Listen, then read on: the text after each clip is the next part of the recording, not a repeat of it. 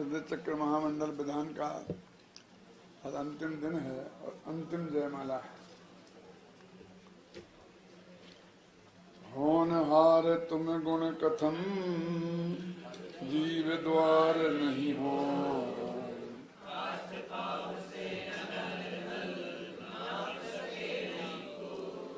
ऐसे होनहार उसे बोलते हैं, जो कौन बोलते हैं, ये लड़का बहुत होनहार है, सबसे बढ़िया होता है उसे होनहार बोलते हैं। तो इस जगत में सर्वश्रेष्ठ सिद्ध भगवान हैं, इसलिए उन्हें होनहार कहा।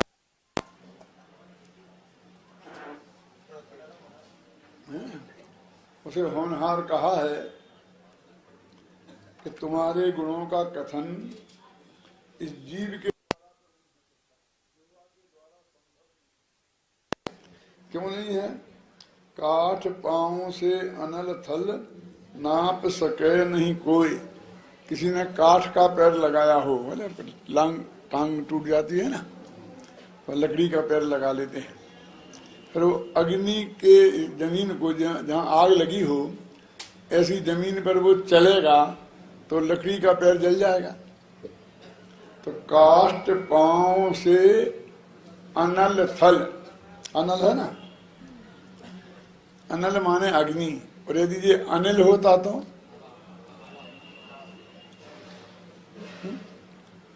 समझे ना कि काष्ठ पांव से अनल थल नाप सके नहीं कोई। उसे कैसे नापो, लकड़ी के काठ से उसे नापने की हम कोशिश करेंगे। मेरा ये प्रयास जो है भगवान की भक्ति करने का, वो ऐसा ही है कि मैं तो लकड़ी के पैर जैसा हूं और वो अग्नि की जमीन जैसे हैं। सूक्ष्म शुद्ध स्वरूप का कहना है व्यवहार।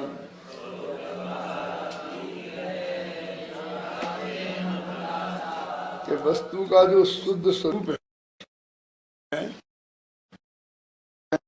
व्यवहार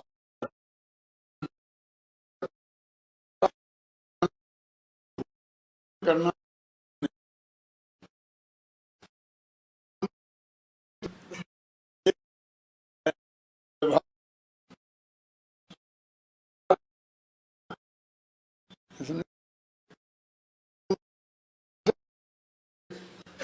इसलिए हम लाचार हैं। अब हम तुम्हारा कथन नहीं कर सकते हैं। इतना कथन करने के बाद और अंत में कहते हैं हम आपसे माफी मांगते हैं, आप पधारो। हमारे बस की ये काम नहीं है। भक्तांबर महाकाव्य है ना, तो पहले ही काव्य से भगवान की स्तुति शुरू कर दी। 8वें काव्य में पहुंचे तो क्या लिखते हैं, मत्तेति नाथ तव संस्तवनम मयेद माराभ्यते। क्या कहते हैं कि हे भगवान, अब मैं आपका स्तवन आरंभ करता हूं। तो अभी तक क्या कर रहे थे, खाक छान रहे थे। 8 छंदों में क्या किया तुमने? वो तो वही बातें तो की, उनकी महिमा ही तो गाई थी ना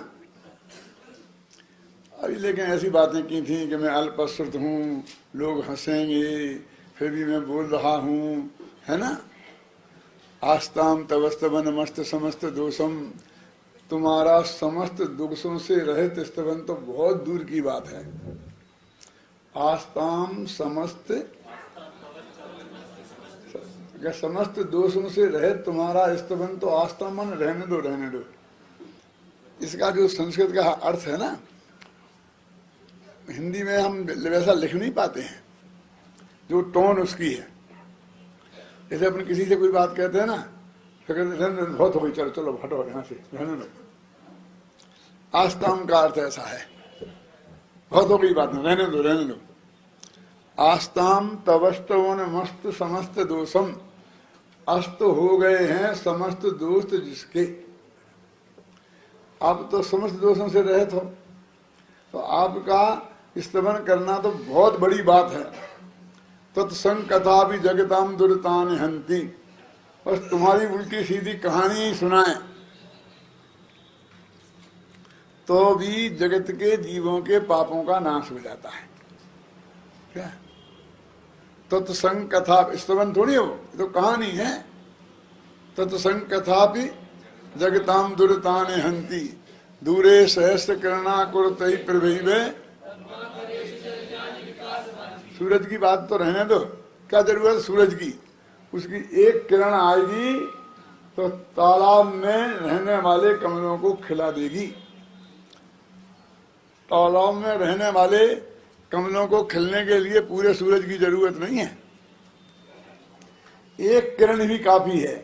तो तुम्हारी भक्ति स्तवन बहुत दूर की बातें हैं, क्या जरूरत है? तो तुम्हारी एक कहानी भी कहें, उससे ही बहुत से पाप तो नष्ट हो जाते हैं।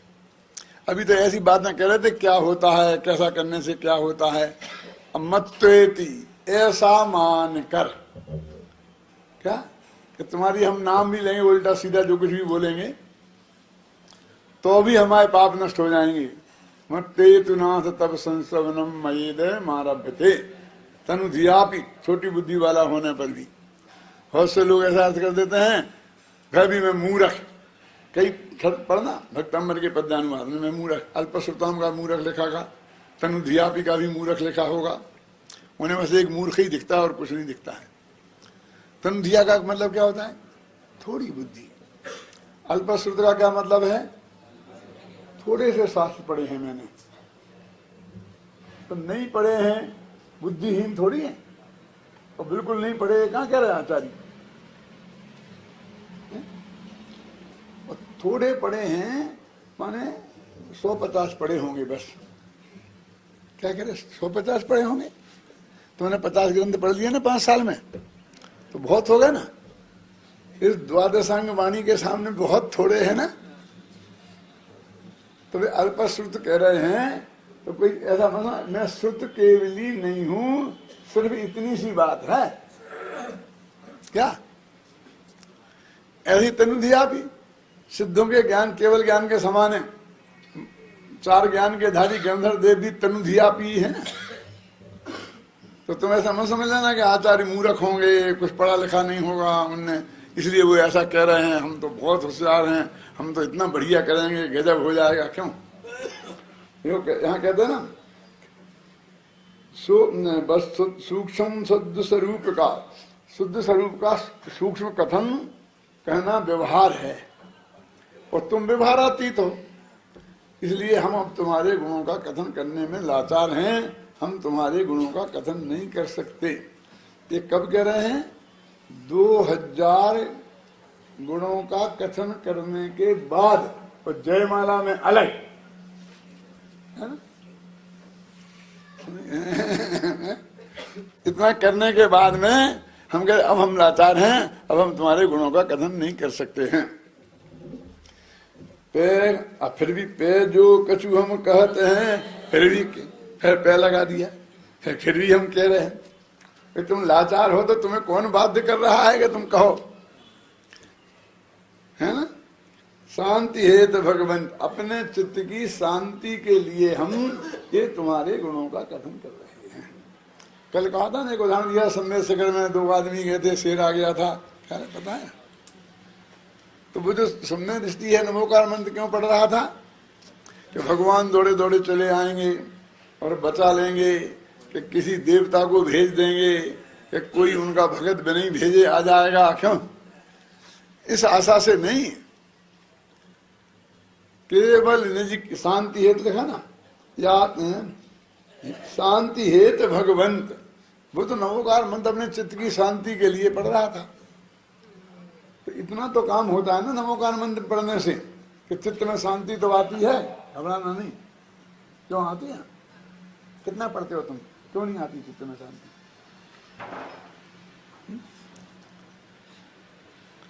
अरे भाई, उपयोग पंच परमेष्टि में लगे तो विषय कषाय में से उपयोग हट जाता है। तो विषय कषाय में गया उपयोग अशांत उपयोग है, और उसमें से उपयोग हट गया, उसका नाम शांत उपयोग है। यदि वो आपका हट गया है तो शांत हो जाएगा। कैसे हो जाएगा? नमोकार मंत्र के जपने से। अरे नमोकार मंत्र का नहीं जपो, यदि तुम्हें सब पत्थर पत्थर पत्थर पत्थर प्रयोग आत्मा में चला जाए तो भी हो जाएगी शांति। उस शब्दों का कोई खास महिमा है, बोले बीजाक्षर हैं और ऐसे हैं और यहाँ से हैं, अपरूप अक्षर हैं और वहाँ का है, और वो कोई यहाँ बता रहा था ना, तो कैसे हैं नवकार मंत्र के अक्षर, किताबें की किताबें लिख दी इसमें। तो भाषा से होता है, शब्द तो जड़ है, अक्षर भी जड़ हैं और वाणी भी जड़ है।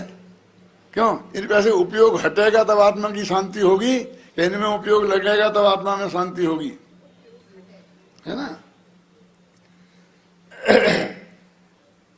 कि हम फिर भी अपनी आत्मा की शांति के लिए तुम्हारे गुणों का कथन कर रहे हैं। तो भाई साहब, हमने एक एक बातें तुम्हें 10-10 दफे सुन ली। पहले कहा था ना कि मोह कर्म के उदय से दया दया होती है, इसलिए हे भगवान मैं तुम्हें तुमने मोह कर्म नष्ट कर दिया तो तुम्हें नमस्कार करता हूं, कहा था ना। और आज क्या कहा? हे भगवान, अरहंत और सिद्धों की भक्ति मोहिनी कर्म के उदय का परिणाम है। तो मोहिनी कर्म कौन है कैलाश जी? अब से अपना नंबर 1 का शत्रु। वैसे तो 8 ही कर्मों को अपन शत्रु मानते हैं ना, लेकिन 8 में बताया 7 तो बैरी मेरी है ही नहीं, अकेला मोह ही है। नहीं भाई, मोह कर्म ही हमारा असली शत्रु है।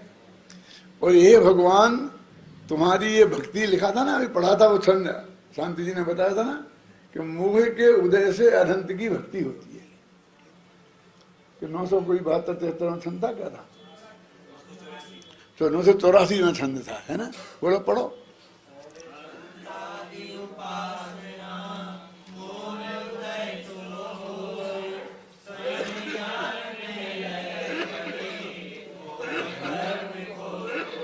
तुम समझ में बहुत बड़ा तीर मार रहे हैं। अरे तुम तो इस पढ़ रहे हो इसको, लेकिन जिसने ये लिखा है वो भी ये कह रहा है, वो तुमसे तो बड़ा ही होगा ना, उसका तो उपयोग इसमें लगा होगा ना। तो फिर तुम एक ही एक बात को बार बार क्यों हमसे कह रहे हो? तो नीचे की पंक्ति, 6वीं पंक्ति है ना, क्या है? बार बार तुति करन में नहीं पुनरुक्त भनंत। ये क्या है? एक काव्य का एक पुनरुक्ति नाम का दोष है। क्या नाम है दोष का? माने बार बार कहना, एक काव्य का दोष माना जाता है, समझे ना। न्याय शास्त्र में तो सबसे बड़ा दोष है, वो धारावाहिक ज्ञान बोलते हैं ना, वो अप्रमाण हो जाता है। पहली दफे 2-2-4 कहो तो प्रमाण, और दूसरी दफे 2-2-4 कहो तो अप्रमाण, वाह, है ना। लेकिन भक्ति काव्य में पुनरुक्ति नाम का जो दोष है, वो दोष नहीं गुण माना जाता। क्या ये लिखा? देखो, बार बार थुति करन में नहीं पुनरुक्त भनंत, उस पुनरुक्ति नाम का दोष नहीं आता है। देखो, मैंने कल जिस जयमाला का अर्थ किया था, आज भी मैं उसी जयमाला का अर्थ करूं तो सब प्रश्न खड़ा कर देंगे, कल हो गया, कल हो गया, कल हो गया। कहेंगे कि नहीं कहेंगे? आगे आगे चलो, आगे चलो। मैंने क्या गलती की? तुमने भी जो कल ही पढ़ी थी ये सब जयमाला, आज क्यों पढ़ रहे? तुमने तो पढ़े थे ना सब, ध्यान पूजा, देवशास्त्र गुरु पूजा कल भी की थी, आज क्यों की? क्यों? ये विधान एक अगली साल करा लिया था, दोबारा क्यों कराया? क्यों?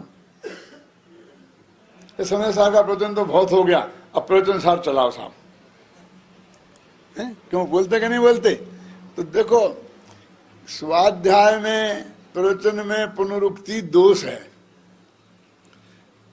गद्य लेखन में पुनरुक्ति दोष है, ये बात तो पहले भी आ गई थी। और भक्ति में पुनरुक्ति गुण है? होता क्या नहीं होता?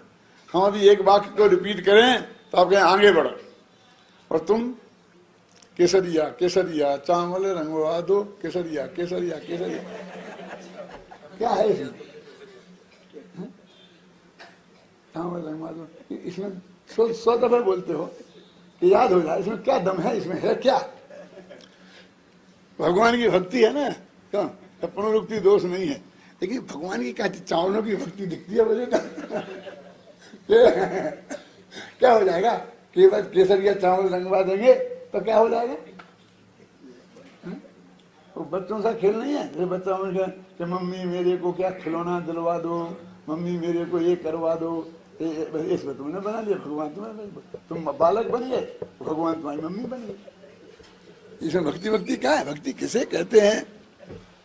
गुणेशु अनुरागा भक्ति। भक्ति की तो ये परिभाषा दी है ना। तो बार बार तुतिकरण में नहीं पुनरुक्त भनंत हो गया ना। जय स्वयं शक्ति आधार योग,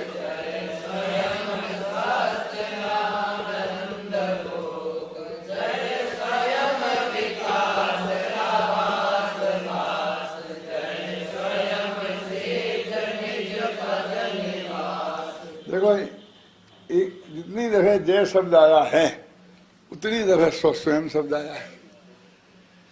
क्यों? कि जैन दर्शन में एक द्रव्य दूसरे द्रव्य का कर्ता नहीं है। जो कुछ भी जिसका हो रहा है, सुख दुख, वे स्वयं की गलती से हो रहे हैं और उन दुखों का मेंटना भी स्वयं के पुरुषार्थ से ही होगा। इसमें भगवान का भी रंच मात्र योगदान नहीं हो सकता। और है तो कितना योगदान है मालूम है आपको? कि एक राजा ने घोषणा करी कि इस तालाब के ठंडे पानी में माघ के महीना में जो रात भर डुबकी लगा के रहेगा तो उसको मैं इतनी इनाम दूंगा। क्यों? तो एक आदमी बेचारा डुबकी लगाया रहा और सुबह राजा के पास गया कि मुझे इनाम दो। तो राजा ने कहा प्रूफ लाओ कि तुम डुबकी लगा रहे। कैसे कैसे माने हम के साथ? आपके महल के ऊपर दिया जल रहा था और मैं बराबर रात भर उसे देखता रहा, बिल्कुल जलता रहा, वो बुझा नहीं। बोले अच्छा, वो दिए की गर्मी में ही क्या आपको हंसी क्यों आ गई? वो दिए की गर्मी से वो बर्फ जैसे ठंडे पानी में रहा होगा। इतनी ऊपर तालाब में से महल के ऊपर दिया जलता था। क्यों? अब तुम्हें हंसी आती है। अब भगवान सिद्ध कहाँ विराजमान है?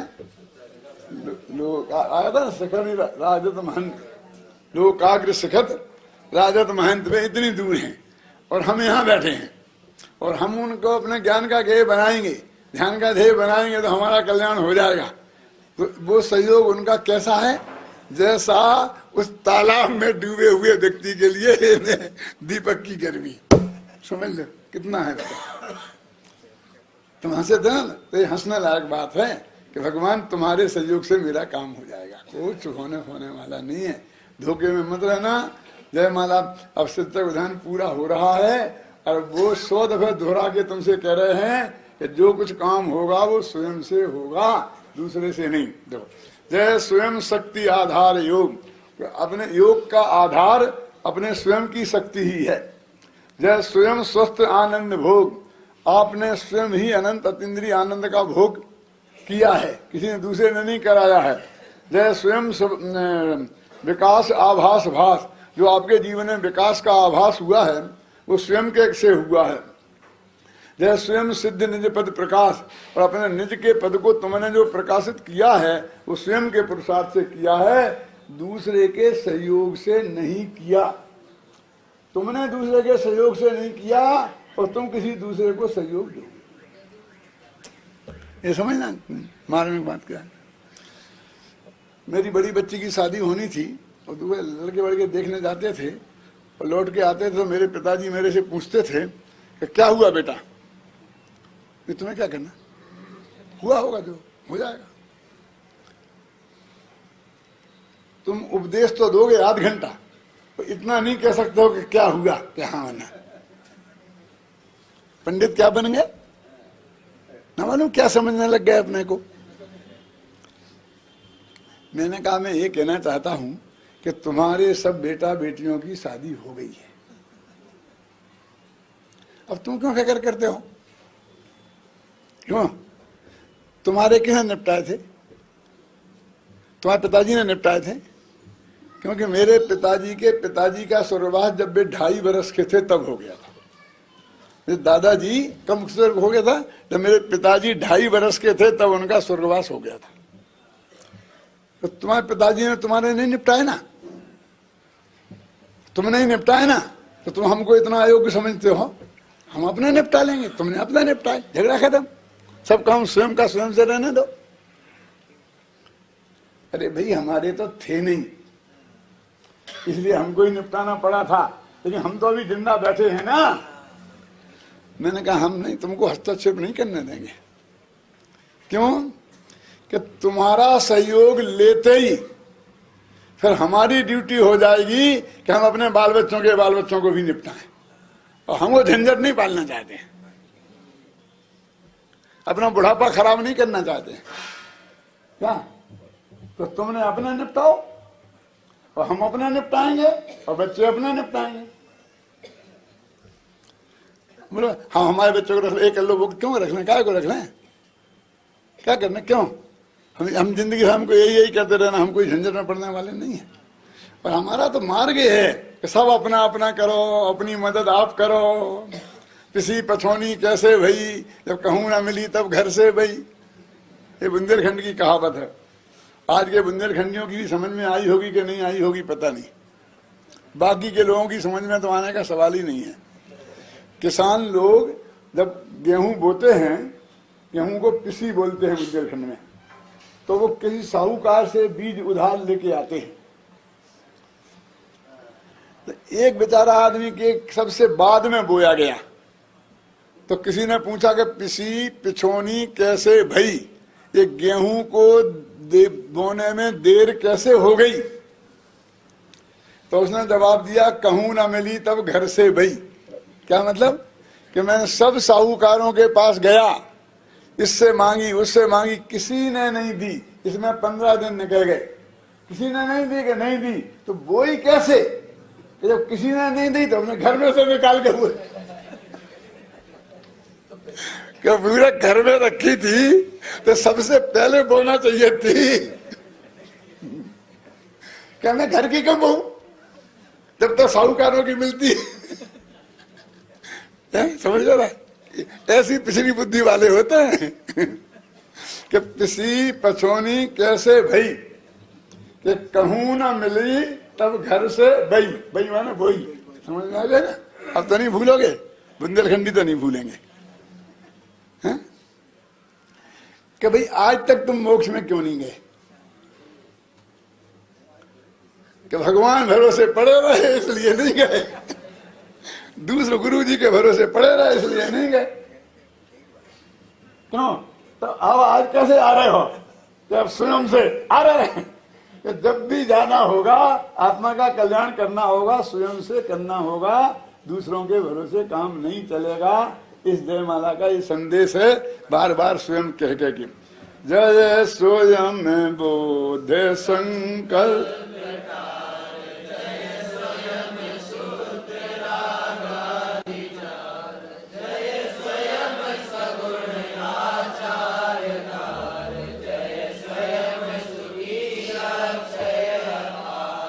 आपने संकल्प विकल्पों को टाला, पर मैं एकत्वमत बुद्धि छोड़ी, विकल्पों को तोड़ा, इसलिए आप बुद्ध बन गए, माने केवल ज्ञानी बन गए। कैसे बने? स्वयं अपने संकल्प विकल्पों को तोड़कर तुम स्वयं बुद्ध बने हो। रागादि जार, रागादियों को जलाकर तुम स्वयं शुद्ध हुए हो, है ना? जय स्वयं सुगुण आचार, निर्मल आचरण को धारण करके तुम स्वयं सुगुण हुए हो। जय स्वयं सुखी, तुम अक्षय और अपार सुखी भी स्वयं से ही हुए हो, किसी ने तुमको पंचमात्र सुख मुफ्त में दे नहीं दिया है। चक्रवर्तित्व तो कभी भीख में नहीं मिलता, वो तो पुरुषार्थ से प्राप्त किया जाता है। भीख में तो जूठी रोटियां ही मिलती हैं, समझ में है ना? और चक्रवर्तित्व यदि भूख में मिल भी जाएगा भीख में, तो उसकी रक्षा कौन करेगा? अरे ना पाने के लिए ही अकेला पुरुषार्थ नहीं चाहिए, उसकी रक्षा करने के लिए भी पुरुषार्थ चाहिए। ऐसा मोक्ष तुम्हें भीख में मिल भी गया तो वहां अनंत काल तक तुम वहां ठहरोगे कैसे? ख्याल में है ना, आखिर तो अपने ही भरोसे काम करना पड़ेगा ना। जय स्वयं चतुष्टय राजमान,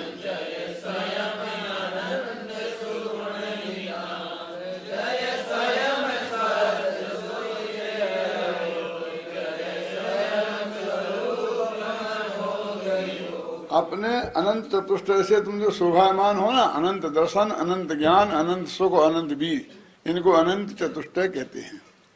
ये अनंत चतुष्टय, एक स्व चतुष्टय भी होता है, उसका स्वद्रव्य, स्वक्षेत्र, स्वकाल और स्वभाव, वो स्व चतुष्टय है। और ये अनंत चतुष्टय है। स्व चतुष्टय हर एक द्रव्य का अपने अपने में है, और अनंत चतुष्टय अनंत भगवान और सिद्ध भगवान के ही है। कि तुम अनंत चतुष्टय से जो राजमान माने शोभायमान हो, वो स्वयं ही हुए हो। जैसे स्वयं अनंत सुगुण निधान, अनंत गुणों के निधान खजाने तुम बने हो, तो स्वयं से ही बने हो। और तुम जो स्वयं अयोगी बने हो, अनंत काल तक के लिए स्थिर हो गए हो, स्वस्थ हो गए हो। स्वस्थ माने बिल्कुल निरोग है। स्व माने अपना आत्मा, और उसमें स्थित हो जाना, उसका नाम है स्वस्थ। क्या स्वस्थ माने? स्व माने शरीर थोड़ी होता है, स्व माने तो आत्मा होता है, और उसमें स्थिर हो जाना। स्थिर हो जाना माने उसको ये जानना कि ये मैं हूं, उसको ये मानना कि ये मैं हूं, और उसी के ध्यान में लीन हो जाना, इसका नाम है स्वस्थ होना। बोला? अब बोलो ये कौन सी दवाई से होंगे? योगा करने से होंगे? हे भगवान, तुम मनोज्ञ हो, मनोग योग के ध्यान करने वाले हो, वो स्वरूप से ही हो, स्वयं ही हो, स्वयं से ही हो। जय स्वयं स्वाक्ष निज ज्ञान पूरे। हे भगवान, आप निर्मल ज्ञान के धनी हो तो स्वयं से हो, अनंत वीर वाले हो, और कर्म रूपी शत्रुओं के वज्र को आपने चूर्ण कर दिया है तो स्वयं से किया है। अब भगवान अब मामला पलटता है जरा, तुमको तो लाइन दिखती है ना छंद, देखिए मामला यहाँ से पलट रहा है, इसलिए मैं यहीं खत्म रखता हूँ। जय महामुनि ने आराध्य जान,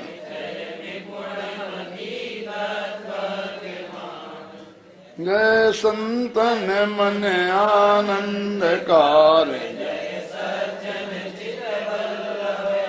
जय सुर गण गावत,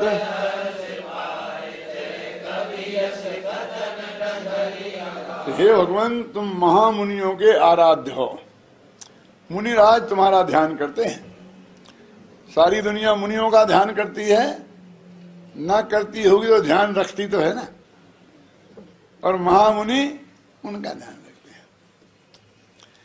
गुरुदेव ऐसा बोलते थे, 96,000 पत्नियों के चित्त में और 32,000 मुकुटबद्ध राजाओं के चित्त में चक्रवर्ती विराजता है, लेकिन चक्रवर्ती के चित्त में वे रानियां और मुकुटबद्ध राजा नहीं विराजते हैं, सिद्ध भगवान विराजते हैं, अरहंत भगवान विराजते हैं। और अरहंत भगवान के चित्त में चक्रवर्ती नहीं विराजते हैं, अपना त्रिकाली ध्रुव भगवान आत्मा विराजता है। मोक्ष पावर की बताई थी ना, 103वीं गाथा पढ़ना, बहुत अच्छी है। कहाँ गया? तुम महामुनियों के आराध्य हो, जो निपुणमती तत्वज्ञ, तत्वों को जानने वाले निपुणमती हो।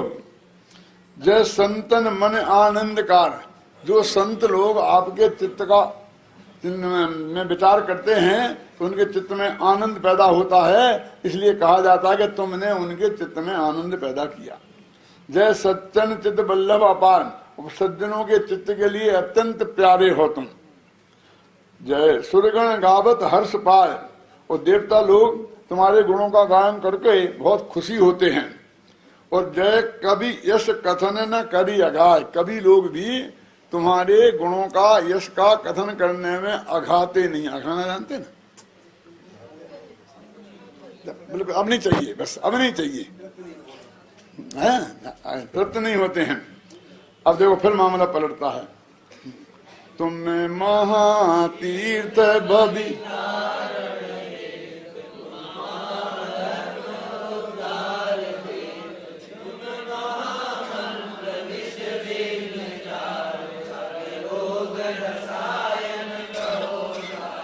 तुम महातीर्थ भवि तारण नहीं, तरण तरण ठीक है, बस छंद भंग होता है ना।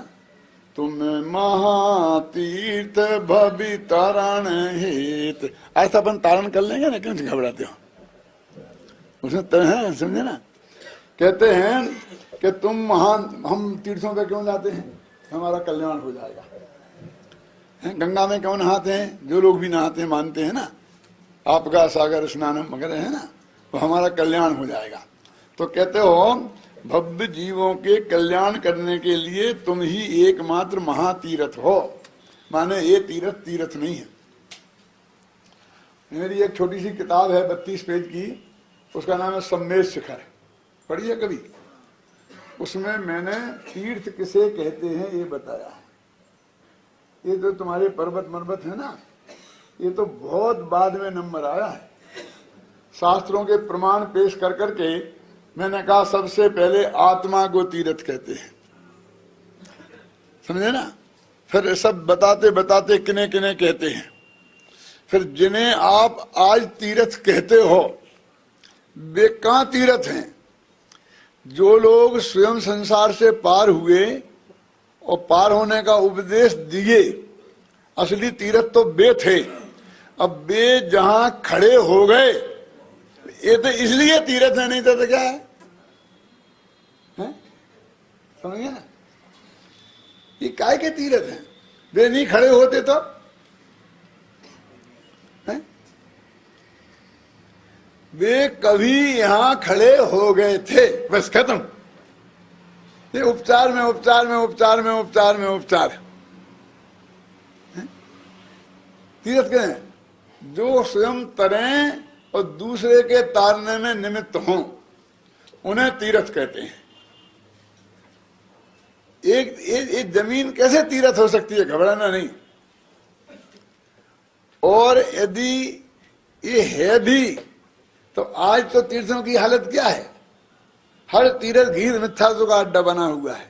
किसी का नाम नहीं लेना चाहता हूं मैं, नहीं राजस्थान सबसे पहला पकड़ा जाएगा। और मुझे राजस्थान में रहना है अभी और 2-5 साल। क्यों? समझ में आया कि नहीं है? सब जगह ये दे दो, ये मिलेगा, ये मिलेगा, ऐसे ही पंडित बैठे मिलेंगे, ऐसे ही सब मिलेंगे, वो यही बताएंगे तुम्हें ये करो तो ये होगा, ये करो तो ये होगा, ये करोगे तो ये होगा, हम ये कर देंगे, ये जपो ये करो। क्यों? कोई आत्मा की बात कहीं कहने वाला हो तो बताओ, हैं? जो असली तीर्थ है ना, आत्मा तीर्थ है। वो किताब मैंने जब वो सम्मेद शिखर का झगड़ा चल रहा था ना दिगंबर श्वेतांबर का, तब लिखी थी। तो अपने दिगंबरों ने दिन भर का उपवास किया था तीर्थ के लिए, और वो उपवास सुबह 9 बजे शुरू होता था और शाम को 5 बजे खत्म हो जाता था। सब नेता लोग बैठे हैं, सब जानते हैं, ऐसे ही किया था ना। तो जयपुर में भी हुआ था रामलीला के मैदान में सामूहिक उपवास। 9 बजे शुरू हुआ, फिर उसमें तय हुआ कि साहब अभी सारी समाज इकट्ठी हो जाएगी, तो नेता लोग आएंगे, वे भाषण देंगे, चुनाव का मौका चल रहा है, अपने वोट मांगेंगे। सब कहीं किसी का भाषण नहीं होता। 8 घंटे भगवान की भक्ति होगी। क्यों? और यदि किसी का प्रवचन होगा तो डॉक्टर भारे लिखा होगा, भाग्य से निर्णय हो गया उसमें कमेटी में। तो 7 घंटे, 8 घंटे में 1 घंटे मेरा प्रवचन और 7 घंटे भक्ति। और भक्ति भी ऐसी बांट दी गई कि 4 घंटे आधी में टोटल स्मारक कराएगा और 4 घंटे में दूसरे लोग कराएंगे। अपने तो कोई ऐसी मांग की नहीं थी, लेकिन मिल गई। तो वहां हुआ साहब, वहां मैंने जो भाषण दिया था उसी के एक किताब लिखी थी, और वो मैंने वहां पर 5,000 के 10,000 किताब बांटी थी फ्री में सबको। अभी भी नीचे होगी, जिसको लेना हो ले सकता है, फ्री ले लेना, फ्री दे देना भैया जो लेना चाहे। सुनो, और फिर मैं बताऊं उस भाषण का इतना प्रभाव पड़ा, क्योंकि श्वेतांबर लोग भी उसमें आ गए थे देखने के लिए क्या करते हैं जी हमारे विरुद्ध। तो और तो पूजा भक्ति थी, उसमें कुछ होना ही नहीं था, और भाषण मेरा था। तो श्वेतांबर भाई मेरे पास आए कि साहब वो भाषण जो आपने रामलीला मैदान में दिया था वो उसे हमें अपने यहाँ भी कराना है। और वो जो किताब बांटी थी वो हमें भी बांटनी है, तो मेरी किताब उनने भी 5,000 ले जाकर के अपने बांटी और मेरा भाषण करवाया। आप समझ लो कैसा होगा वो भाषण है। और दिगंबरों ने भी बांटी, श्वेतांबर भी खुश, दिगंबर भी खुश। साहू अशोक कुमार का एक कमेंट था कि कोई ने कहा होगा इसमें यहाँ पर अपनी जो झगड़ा जिसके लिए उपवास कर रहे वो तो आया ही नहीं, झगड़ा तो आया ही नहीं, क्यों रजनी भाई? तो साहू जी ने कहा बहुत बढ़िया मुझे कि भैया विद्वान लोग तो ऐसे ही करेंगे, झगड़ने के लिए अपन लोग हैं ना।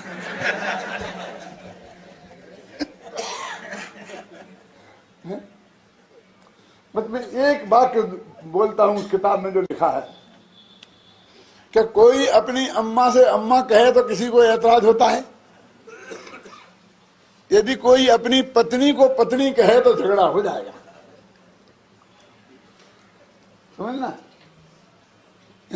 हमारी पत्नी पर कोई पत्नी नहीं कह सकता अपनी, लेकिन हमारी अम्मा को अम्मा जी कहे तो हमें कोई तकलीफ नहीं है। तो मैं पूछना चाहता हूं कि संवेद शेखर तुम्हारी पत्नी है कि अम्मा?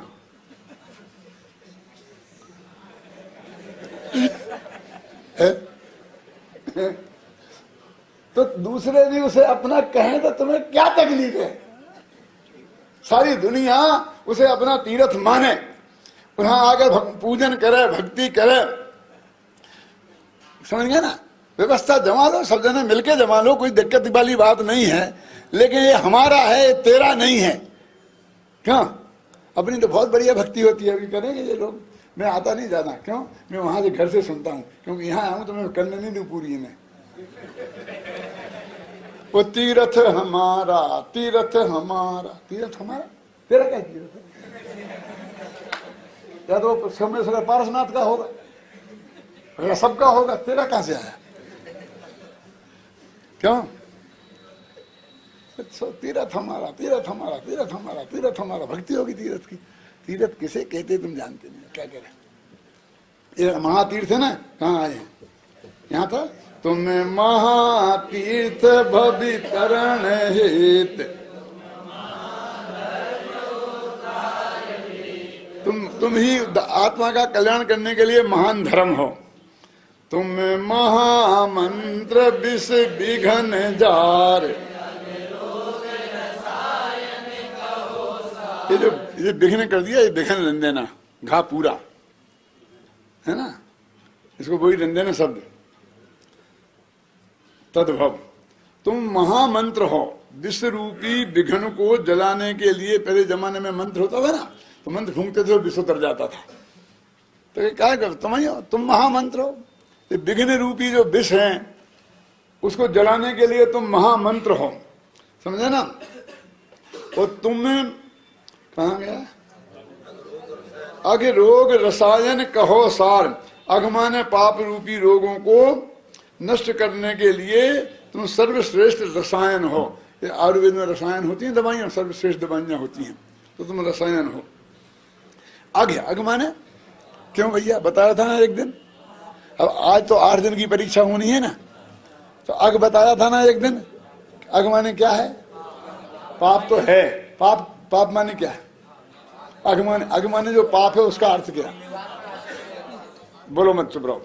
घा माने आत्मा, और जिसने आत्मा को नहीं जाना, नहीं पहचाना, उसका ध्यान नहीं किया, वे सब घा से रहित हैं, वे सब पापी हैं। अब आजकल तो देखो ऐसा है ना कि पहले अपने पिताजी को क्या बोलते थे? कोई पिताजी, कोई दादा, कोई कुछ अच्छे अच्छे नाम बोलते थे ना। अब धीरे धीरे फिर आगे डेड जिंदा नहीं है, मर गए, डेड हो गए। फिर पापा, अमृतचंद्र ने लिखा है समय सार में, ते अद्यापि पापा। पापा माने पाप, पापा पापहु पापा। आप संस्कृत जानते? रामा रामहु रामा, तो बहुवचन है ना, तो पापों के समुदाय, पापा माना पापों के पिंड, और वो हमें पसंद आता है। ते अद्यापि पापा आता ना कल समय सार में एक, देखो क्या लगा यहाँ पढ़ रहा है ना, पाप कहाँ गया भैया, मैं भूल जाता हूँ। अगर रोग रसायन तो हो गया ना, तुम होगा हो निकल गए, मूलेगे। तुम्हें जितने भी शास्त्र हैं सुनो, उनके एकमात्र वे ज्ञान है ना, तो उनके गे हो। और यदि वे तुम्हारे गुणगान गाते हैं तो उनके गे हो। दो गे हो गए, एक छात्रा वाला ज्ञा और एक काका वाला गा। तो गे माने शास्त्रों में जितने गीत गाए हैं वो तुम्हारे ही गाए हैं, एक वैसे गे हो गए। और वो समझ महाशास्त्रों के द्वारा जो समझने लायक हो, गे माने समझने लायक, तुम ही हो। तुमने महाशास्त्र के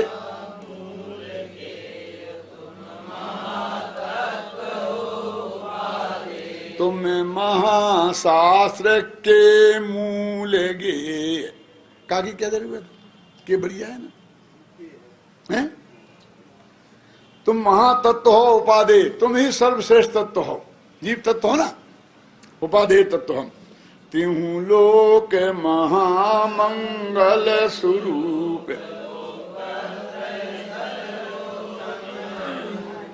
हे भगवान तुम तीन लोक में महामंगल हो, अनंत आनंद करने वाले हो, तुम तीन लोक के सर्वोत्तम हो, तुम अनुपम हो, तुम्हारी उपमा किसी से नहीं दी जा सकती है। तिहु लोक सर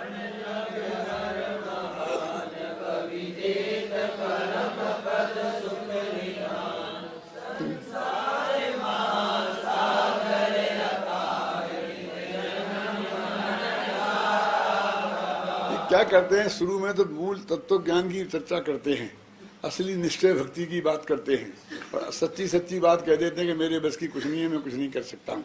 ख्याल में आई ना, और तुम एक दूसरे के करता धरता नहीं हो, ये बराबर सब बात। तुम्हें पर के करता नहीं नाते, समझे ना, ये बता देते हैं। अब अंत में वो थोड़ा व्यवहार भी तो निभाना चाहिए ना, ख्याल ना, तो फिर वो कहने लगते हैं कि तुम ऐसा कर दो, ऐसा कर दो, ऐसा किया तुमने, थोड़ा थोड़ा कह देते हैं। तो अब हमारे दिमाग में वो अंत का रहता है, पहले की सब भूल जाते हैं। सुनो, त्यों चाहिए ना, त्यों लोक शरण आगे हर महान, तुम तीन लोक में परम शरणभूत हो, पापों को हरने में महान हो, और भव्य जीवों को परम पद जो सुख का खजाना है वो देने वाली हो। देत आ गया ना, भवि देत, व्यवहार शुरू हो गया। ऊपर तो कह रहे थे कि कोई किसी को कुछ नहीं देता है, सब स्वयं भूत। ये स्वयं स्वयं कितना कहा था, फिर परस्पर विरोध लगता है। तो मैंने कहा ना, अपने यहाँ एक बनियों के यहाँ एक बट्टा खाता होता है, तो जब हिसाब नहीं मिलता है तो बट्टे खाते में जमा कर देते हैं, बट्टे खाते में नाम मार देते हैं। जैन दर्शन में एक बट्टा खाता है, जब जहाँ हिसाब किताब बैठे नहीं तो उसमें डाल देना। ख्याल में है ना, संसार महासागर अथाह, सो काल अनंत दियो बता,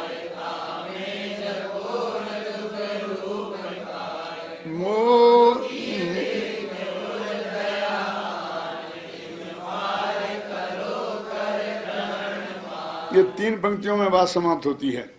ये संसार अथाह महासागर है, इतना बड़ा समुद्र है कि जिसकी थाह को पाया नहीं जा सकता है, जिसमें जीव निरंतर धारा प्रवाह रूप से जन्म मरण जन्म मरण जन्म मरण करते रहते हैं। एक क्षण भी फुर्सत नहीं है। गंगा में धारा बहती रहती है ना, एक क्षण भी रुकती नहीं है तेजी से पहाड़ी एरिया में। ऐसे ही जन्म मरण जन्म मरण जन्म मरण धारा प्रवाह रूप से होते रहते हैं। ऐसा सो काल अनंत दियो बितार, ऐसे ही ऐसे मैंने अनंत काल बिता दिया, जन्म हमारा जन्म हमारा जन्म हमारा, है ना। ता में झकोर दुख रूप खाए, और बस उसमें पहाड़ी एरिया में नदी के बहुत तेजी से यहाँ टकराती है, यहाँ टकराती है, बार बार झकोरें खाती है, ठोकरें खाती है ना, तो तो मैंने बहुत दुख के झकोरे खाए हैं। इसलिए हे भगवान, मो दुखी देख, मेरे को दुखी देखकर थोड़ी दया कर दो। बोले दया, हृदय में दया लाओ। समझ गए ना? इनमें पार करो कर गृह पान। क्या करूं दया लाके भैया, तुम बता दो कि मुझे हाथ पकड़ के पार उतार दो। ये पहले नदी नाले होते थे ना, अब तो पुल बन गए, ये हो गए। तो हमने, हमारे जमाने में होते थे, हम जाते थे तो नदी को पहले ऐसे पार करना पड़ता था। तो बड़े लोग होते थे, बच्चों का हाथ पकड़ करके ले जाते थे ना पार, उतार करके। तो वो कहते भगवान इस संसार समुद्र से तुम मेरा जरा हाथ पकड़ के उतार देते। उस जमाने की बात है, हाथ पकड़ के उतारा जाता था। देखो, दया आन इम पार करो कर ग्रहण पान। मेरा पान माने हाथ ग्रहण करके पार कर दो, माने मेरे से पानी ग्रहण कर लो। हंस रहे, हंसते हो? ये पानी ग्रहण संस्कार होता है क्या? क्या है पानी ग्रहण? क्या है पानी ग्रहण का क्या अर्थ होता है? कि पंडित जी आप इतना नहीं जानते, आपका हुआ कि नहीं हुआ था? अरे हुआ नहीं होता तो अभी तक कैसे फंसे रहते? पानी माने हाथ और ग्रहण माने ग्रहण करना। वो जो हथलेवा होता है ना ऐसा, उसका नाम पानी ग्रहण है। बस बाकी कोई शादी फादी नहीं है। लड्डू मड्डू खाना कोई शादी फादी नहीं है, समझ गए ना? लड़के के हाथ पर लड़की का हाथ, लड़की के माँ बाप ने, लड़के के दोनों ने मिला करके रख दिया, मिला दिया। ख्याल में आई ना? माने उनकी मंजूरी से हुआ है, भाग के नहीं हुआ है। उसका नाम शादी है। और कुछ नहीं। वो 7 माथ फेरे भी शादी फादी नहीं है। हथ लेवा बोलते हैं ना, जैसे हथ माने पानी और लेवा माने ग्रहण। अब देखिए, जो हाथ पे हाथ रखा जाता है ना, तो हाथ पे हाथ 2 तरह से रखा जाता है। एक तो ऐसा और एक ऐसा। समझ में आया ना? समझ में आया? दूसरा, एक अपने हाथ पे हाथ रखा जाता है और दूसरा दूसरे के हाथ पे हाथ रखा जाता है। दूसरे के हाथ पे हाथ रखे तो फंसे और अपने हाथ पे हाथ रखे तो मोक्ष गए। देखो अनंत भगवान बैठे ना, हाथ पे हाथ रखे, नीचे देख लो ना जाकर, श्रीमंद परमात्मा बैठे ना मंदिर में, हाथ पे हाथ रख के बैठे कि नहीं बैठे? लेकिन ऐसा नहीं रखना, नहीं फंस जाओगे। ये ऐसा हाथ बंधन का प्रतीक है और ऐसा हाथ छूटने का प्रतीक है। समझ में है ना? कहते ना भैया धंधा पानी कैसा चल रहा है, कि हम तो हाथ पे हाथ रखे बैठे, मतलब कुछ नहीं चल रहा है। तो जगत का सारा धंधा पानी बंद हो जाए, उसका नाम है हाथ पे हाथ रखना। क्या? और अपने हाथ पे हाथ रखना और पराए हाथ पे हाथ रखना, समझ गए ना? वो तो हंसे सो फंसे गए, काम से आया ना? ऐसा ही है ना? क्या लिखा है तो पढ़ो अपन। कर ग्रहण पान, मेरे को दुखी देखकर हृदय में दया लाकर खुद कह रहे थे कि दया मोहे कर्म के हृदय से होती है, और तुमने मोहे कर्म का नाश कर दिया। और कहते थोड़ी दया मेरे लिए ले आओ। है ना? इम पार करो कर ग्रहण पान, और मुझे हाथ पकड़ करके संसार समुद्र से पार कर दो। तुम ही हो इस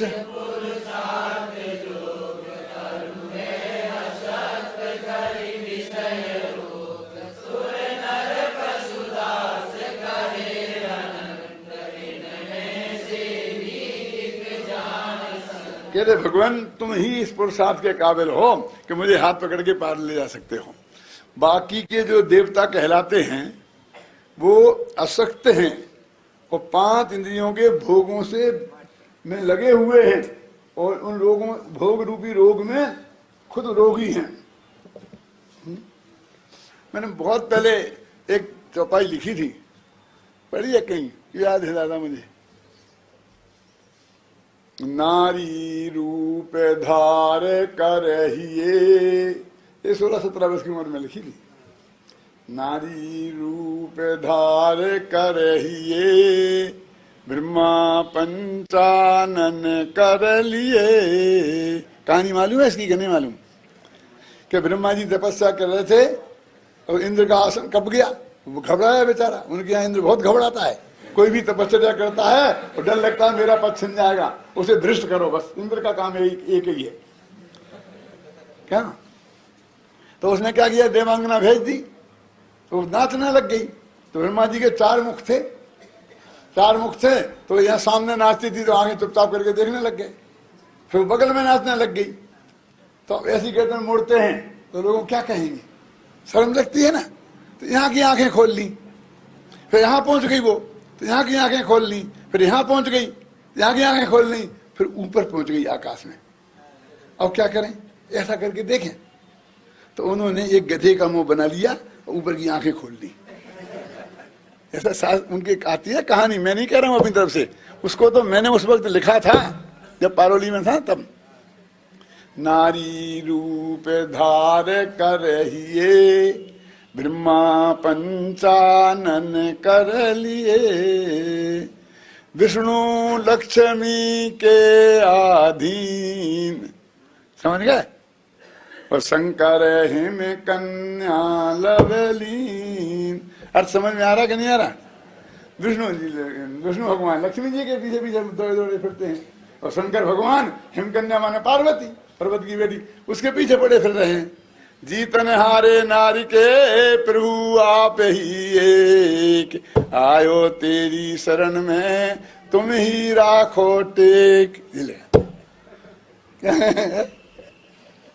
क्या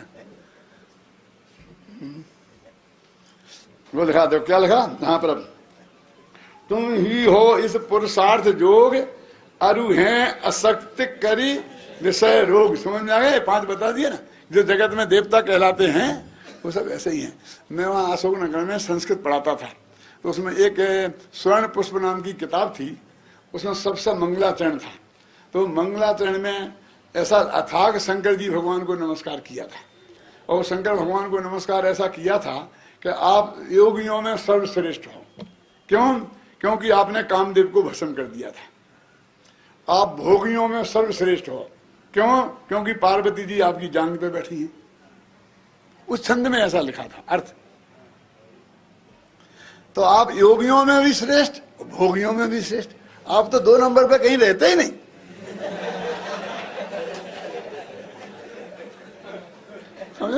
तो मैं वहां पढ़ाता था, तो मेरे आधे लड़के तो जैन थे और आधे अजैन भी थे, सरकारी स्कूल था, समझे ना। तो वो कुछ लड़के बदमाश होते हैं ना, लड़के तो सभी बदमाश होते हैं कुछ कर पाते हैं सब बदमाश।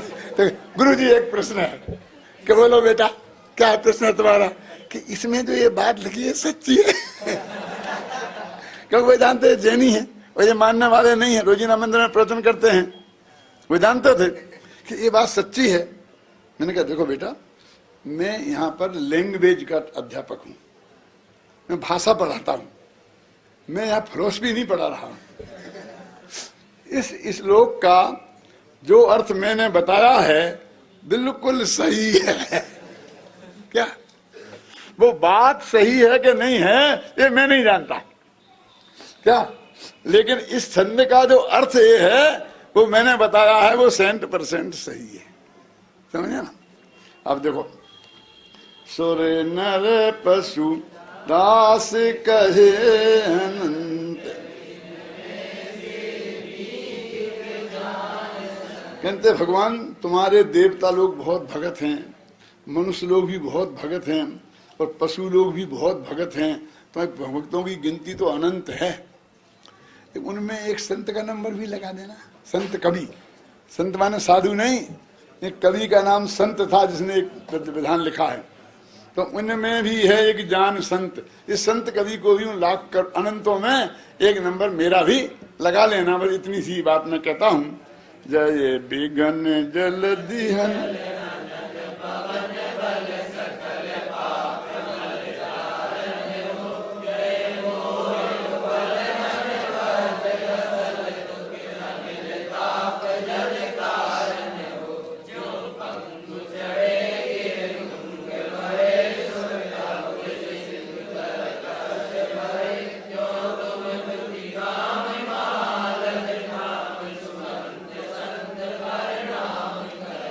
हे भगवान तुम बिघन जलधि, बिघन है समुद्र, जलधि माने समुद्र, और उसके जो जल है, समुद्र का जल, उसको तुम हनन, उसको नष्ट करने के लिए तुम पवन हो।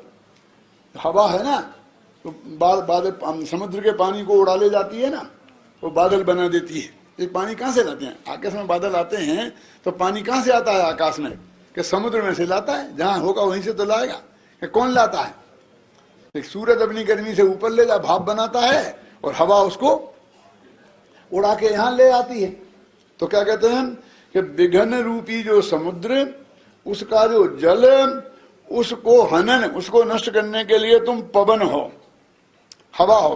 पवन बल और सकल पाप मल जारन हो। यदि पाप हैं, यदि वो मल हैं, तो उन सभी पापों को जलाने वाले तुम अग्नि हो। माने तुम हवा भी हो और अग्नि भी हो, अनिल भी हो और अनल भी हो। क्या? पाप रूपी मैल को जलाने के लिए अग्नि हो, और उसको समुद्र को सुखाने के लिए हवा हो। जय मोह उपल हन, और मोह रूपी पर्वत, उपल माने पत्थर होता है ना, पत्थर पर्वतों का होता है, उसको हनने के लिए, नष्ट करने के लिए तुम वज्र के समान हो। वज्र तोड़ सकता है उसे। असल दुख अनिल ताप मल कारण हो, कि ताप के रूपी मल को जलाने के कारण, ताप जल कारण हो।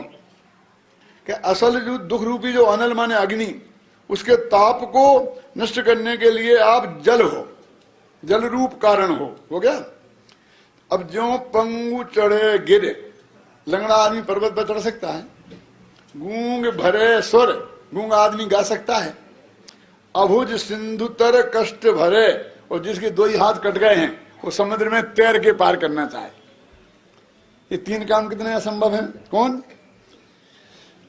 कि लंगड़ा आदमी पर्वत पर चढ़े, गूंगा गावे, और जिसकी भुजाएं नहीं हैं वो समुद्र को तैर के पार करे। जैसे ये तीन काम बहुत कठिन नहीं, असंभव हैं, त्यों तुम्हें थुति काम, तुम्हारी भक्ति का काम ऐसे ही असंभव है। क्या लिखा ना? त्यों तुम्हें थुति काम, साफ है क्या नहीं है? महालज ठाम, बहुत शर्म की बात है, महान लज्जा का स्थान है जी।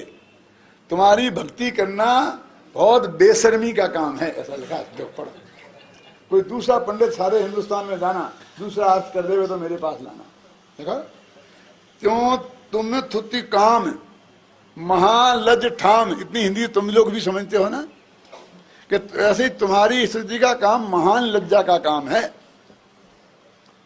सुअंत संत प्रणाम करे, ऐसा सोच के ये संत कभी अब तुम्हें अंतिम प्रणाम करता है। नमस्कार, पधारो महाराज, अब मेरे बस की नहीं, बहुत हो गया।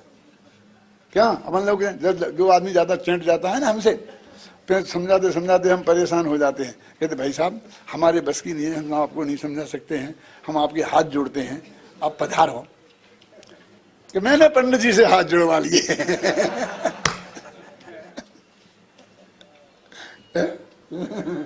समझ गया ना?